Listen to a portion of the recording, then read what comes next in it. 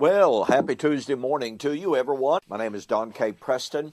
I am the president of Preterist Research Institute of Ardmore, Oklahoma. We are looking at the fact that in 1 Corinthians 15, I've shared with you that Paul was addressing the scoffers who were denying resurrection to a certain specific group of people that Paul calls the dead ones. And I called attention to the fact that some of our modern day scoffers point out, and they say, look, Preston, Paul is talking about Jesus' physical death. He's talking about the physical death of those who died before Jesus did. Therefore, physical resurrection and physical life must be the focus. And I pointed something out that is absolutely undeniable, but which commentators, some of the most noted Greek scholars in the world, for instance, Anthony Thistleton in the New International Greek Testament Commentary, one of the most highly recognized Greek commentators available, and they come to the undeniable reality of this. In 1 Corinthians 15, Paul uses the present passive indicative to speak of the resurrection of the dead ones. Now, what does that mean? Present means it was going on when Paul wrote. Passive means that the dead ones, whoever they are, were being acted upon, i.e. the resurrection. Indicative means it was taking place. So what does Thistleton and what do all of these Greek scholars who all believe in a future physical resurrection, what do? Well, this is very difficult to deal with, they tell us. Well, you reckon? In the traditional view, it most assuredly is difficult to deal with because they can't deal with it. Because here's what it would mean. If we admit, if we honor the present passive indicative 10 times used in 1 Corinthians 15, that means that if Paul is talking about physical death and physical resurrection of the dead ones, then it must be the case that the dead ones, let's just broaden this to say, well, if the general discussion in 1 Corinthians 15 is about the resurrection of dead people, period, okay, not a specific group, but if it's about the resurrection of any dead, all of the dead, then Paul is affirming that it was already taking place. Really? Present, passive, indicative.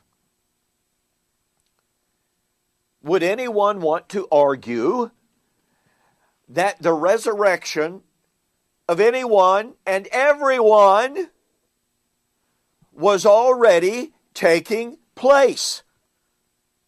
Well, look, that's what the present passive indicative virtually demands. So, what do we have?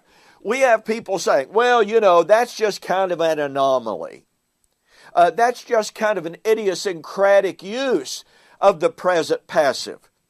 And it raises the issue, well, what about the other Greek tenses in 1 Corinthians 15? Oh, by the way, what about the other present passive indicatives? In 1 Corinthians 15, verse 2, Paul says that the Corinthians had received the gospel, and he said it was that by which you are being saved. Present, passive, indicative.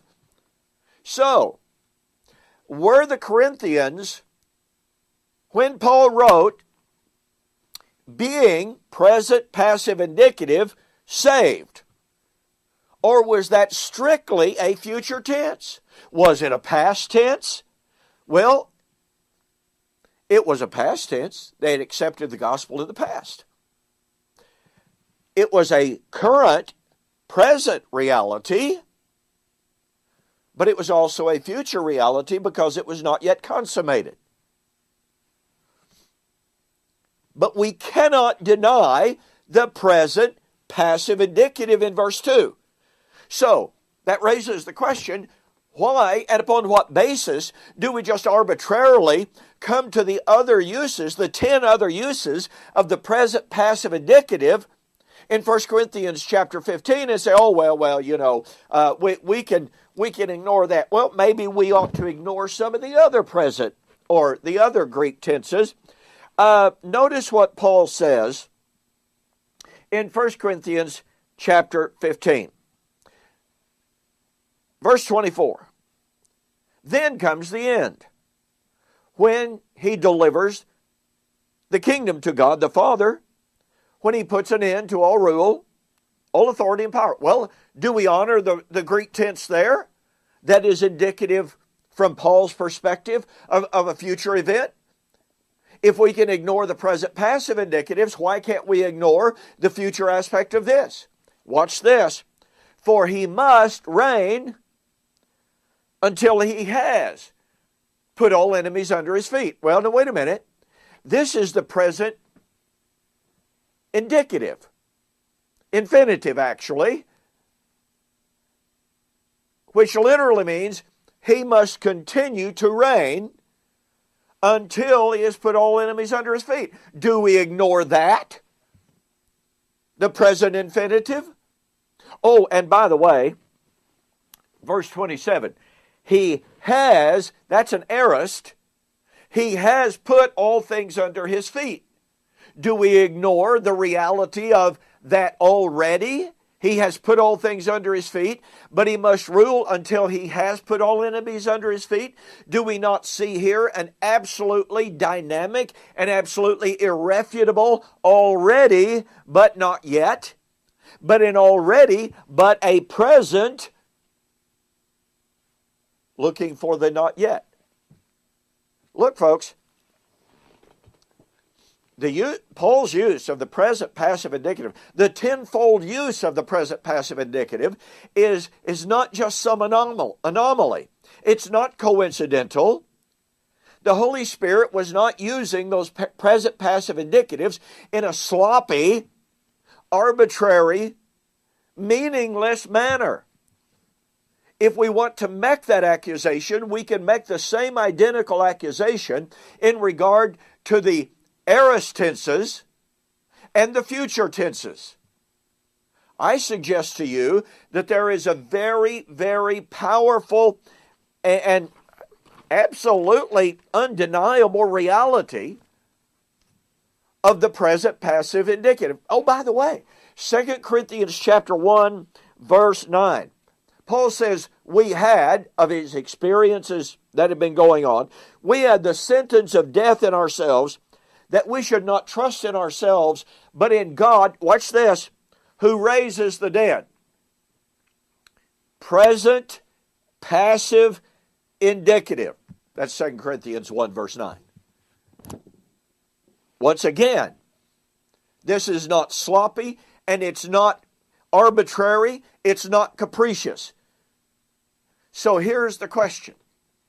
Once again, if Paul in 1 Corinthians 15 was talking about the resurrection of all people at the so-called general resurrection, anyone, everyone who has ever died, if we honor the present passive indicatives, then it demands that Paul was saying that all they had to do to refute the scoffers was just simply to look around, and they would just see dead people popping up out of the grave everywhere. Really? But listen to me, it is because of the view of a future physical resurrection of physical bodies coming out of the grave. It is that belief and that belief alone that causes the scholars, such as Thistleton and others, great Greek scholars, to admittedly, they admit they struggle with this. And to say, well, you know, what we have to believe here is that Paul was saying that the process of the defeat of death was already underway. Thank you, Mr. Thistleton. But that destroys a futurist view. And we've got more. Thanks so much for joining me. On the flip side, I'm going to share more with you to show you that as the present passive indicative must be honored. We'll see you on the flip side.